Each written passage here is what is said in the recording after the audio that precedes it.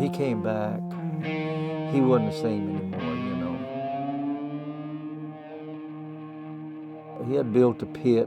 I'm not sure, but I think there were about 6 alligators. I've heard that he had killed one of his wives, I believe.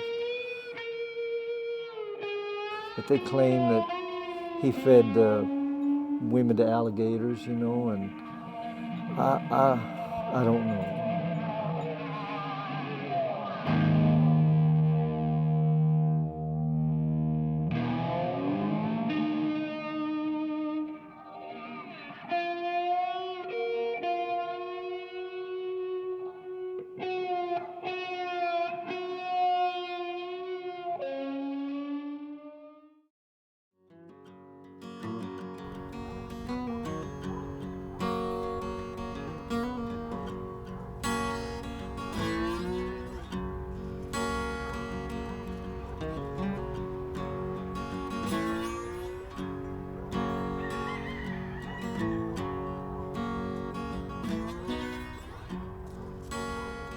This is Elmendorf, a big city. Count chickens, dogs, and everything for our population.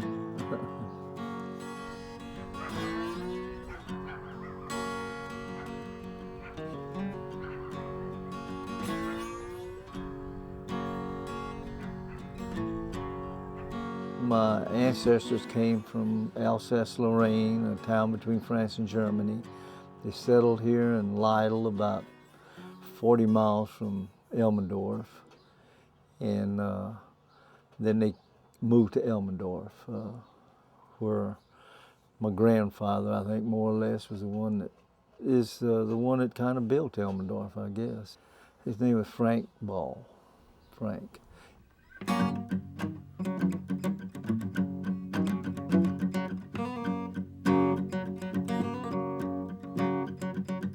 He had a lot of money, I understand, after they got set up in this cotton business. There's just cotton country all in this area.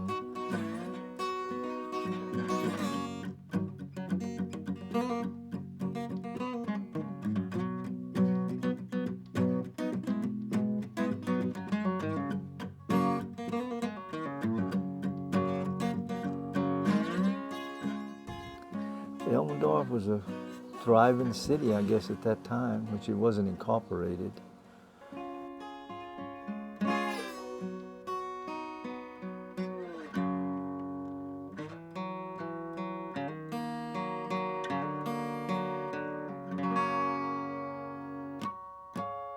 And then my uncle there, he was in World War I, and he volunteered to go in the military to serve his country like most of us did.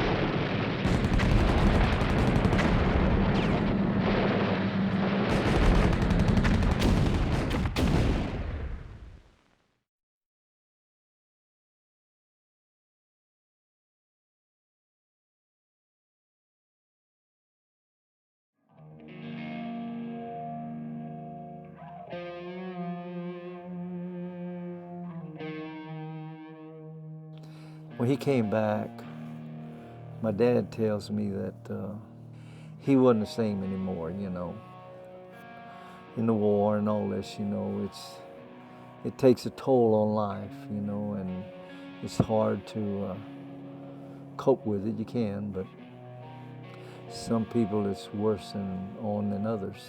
In that day and time, I don't know if they even had therapy for this, which nowadays it does, they do. And they can help you out a great deal.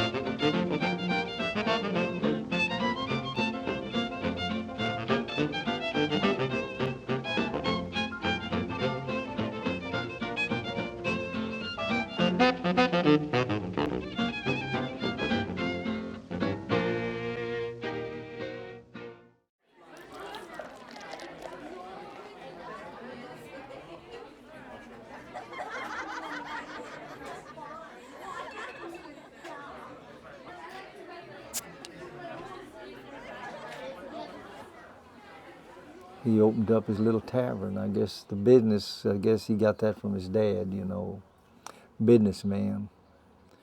But he had, I guess, girls working there in the tavern, you know. People were looking for work, you know, and they wanted to make money, and he would send some of the fellas to the Greyhound bus station, you know, and he would tell them the way that you know that a person is from out of town is to watch them, and when they get off of the bus and they look all around, you know, they don't know where they're at. They're new in town. But if you get somebody that gets off the bus and they head down and they're going, they know where they're going.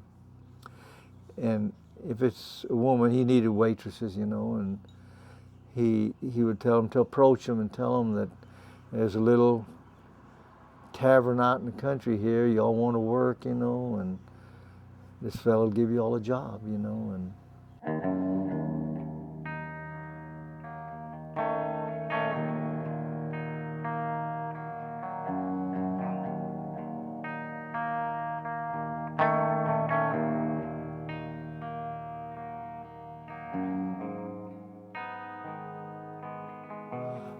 well, there's a little town out south of here.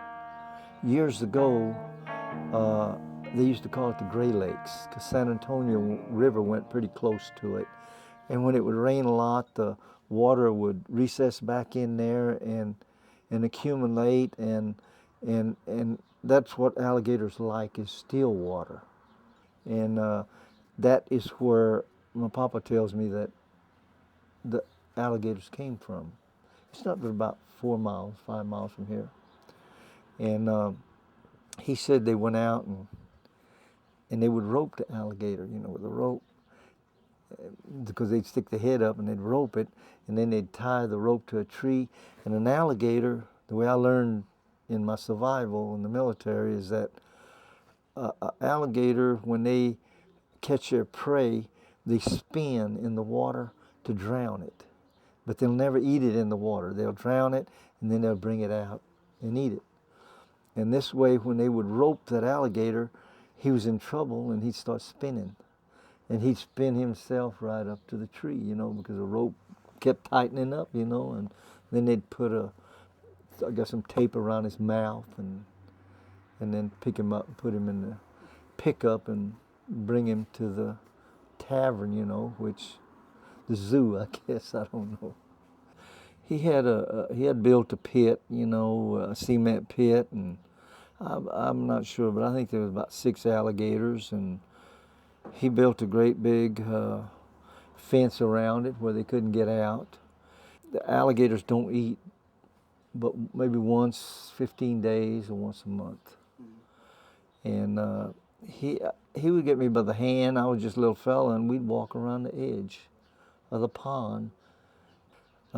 People would bring a dog or a cat, stray dog or a cat or whatever, you know, and they'd entertain the people, I guess.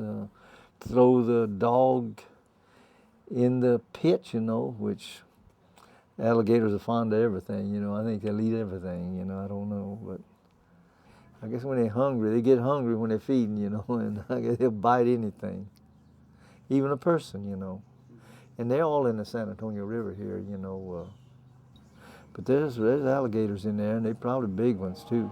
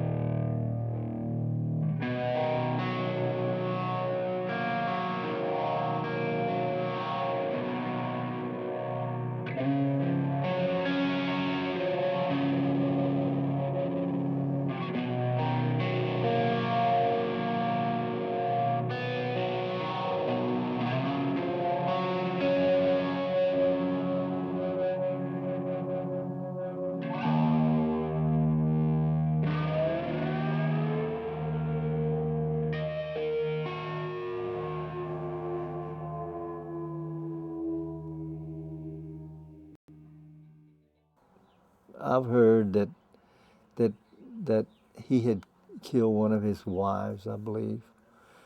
Took her to the coast, and they were going on an outing, I guess, swimming at Port Aransas, and that this black guy was his chauffeur everywhere he went, I guess.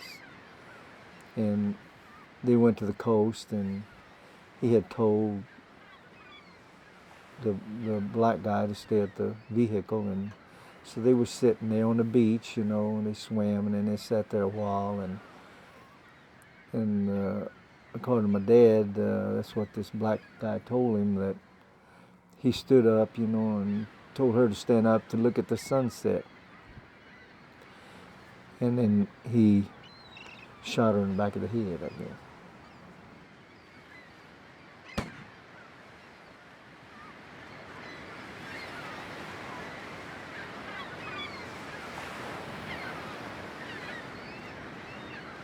So then he asked the black guy to come over and help him. They dug a hole. And on the beach, I guess, as the water washes, it keeps bringing in sand and makes dunes and all that. And my dad tells me they had to get I don't know how long afterwards, but they had to get some kind of a heavy machinery to get in there and start digging. And then I think the body, he said, was 15 feet under the sand.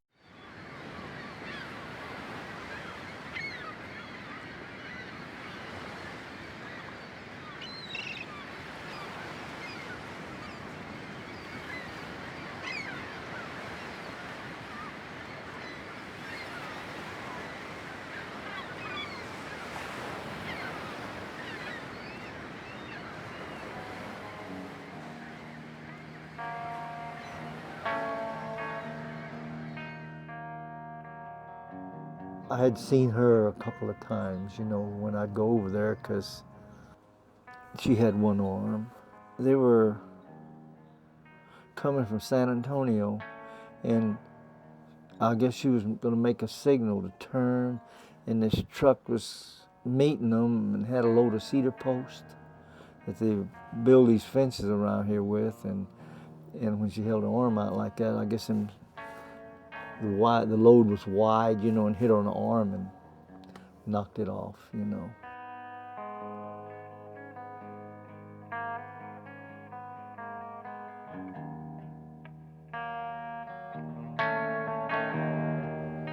don't know about this one woman he had married. Her name was Schatzi. They call her Schatzi, which means sweetheart in German. I don't know whether he had killed her also.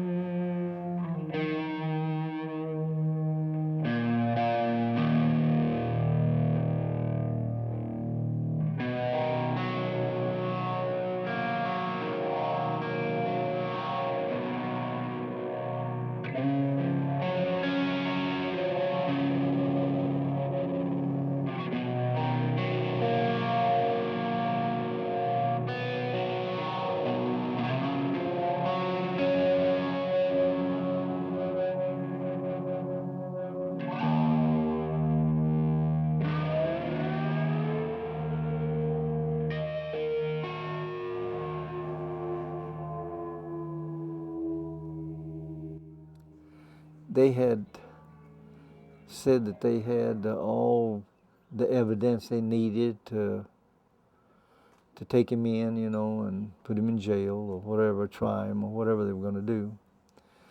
And his friend was named Klebenhagen. He was one of the sheriffs in this county at that time. They were good friends. They would go hunting together, and there was another deputy with Klebenhagen, and so he approached my uncle and told him, I hate to do this, he said, but I've got orders to take you in, and they've got all the evidence they need on you, and whatever it was, and he says, well, okay, I guess he realized it, and he said, well, let me go in the tavern and get my money from the cash register, and close up, you know. So they went in, and my uncle, the cash register was up against the wall where my uncle was facing the wall, and they were behind him. So my uncle had his pistol in the cash register. He knew that if he shoot himself in the heart, he had a 45, that the bullet would go through him and probably hit his friend over on the other side. So he said what he did was turned around real quick, you know, and so the bullet would go into the wall, and he shot himself in the heart, and the bullet went in the wall, and well, he fell dead, you know. And Cleveland Hagan told my dad that he knew exactly that if he would have shot himself like that, that bullet would have went through him and would have killed them on the other side of the counter. Cleveland Hagan told him that it happened so quick he didn't even have a chance to even pull his revolver or anything, you know. He'd have been dead. And so I guess that's where it ended, you know, where he died. And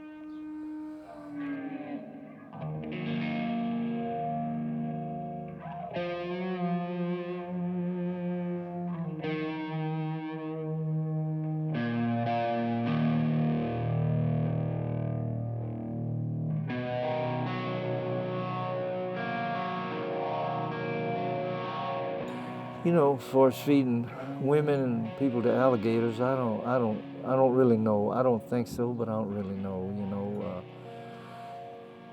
after he died, well, they gave him, my family ancestors gave him to the zoo, you know, and they had a alligator park where they had all of them there. And the Wheelers used to live here in Elmendorf. He had sisters and brothers, but him, I think he was a big husky guy.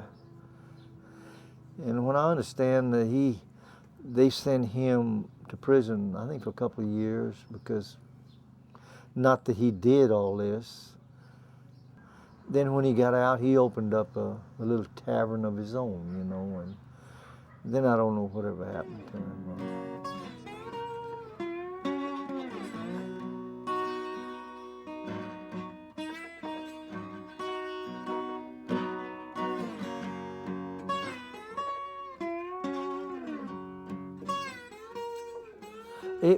It was hard, you know, when I was growing up, because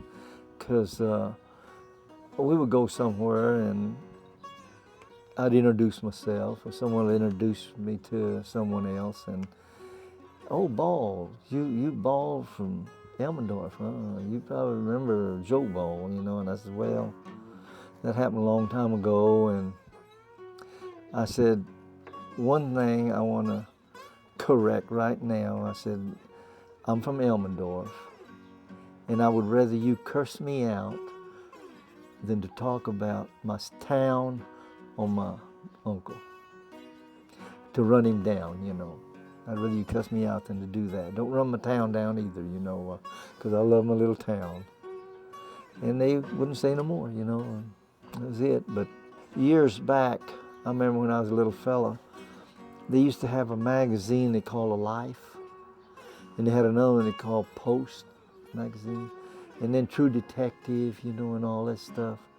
And they would come out with an article in there about my uncle, you know, and it was a story, a bunch of, I'd say, lies, you know.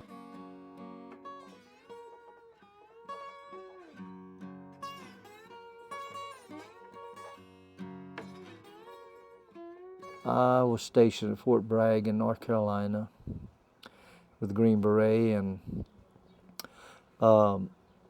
there was a fella in there with me that from New Jersey, and his mom knew I was his friend, and she sent him a comic book. It had the story of my uncle in it, and he said, I got this from my mom, and she said, this guy was from Texas and fed people to alligators and all this, and you probably don't know him, you know, but she said, being your name Ball, she said, she sent it to me, and he said, you didn't happen to know him? I said, well, that was my uncle. his eyes got that big. I said, that don't mean I'm mean, you know. It don't mean I'm bad. Like anything, you know, the story can come out, you know, and by the time it goes on, they keep adding and adding to it. That's the way. That's the way things go, you know. They blow things up, you know what I mean, and tend to say false stories, I guess. But I don't know. In my mind, I think the war was what did it. You know, ain't no need me making excuses or anything like that. You know, but this is what I hope it was. You know.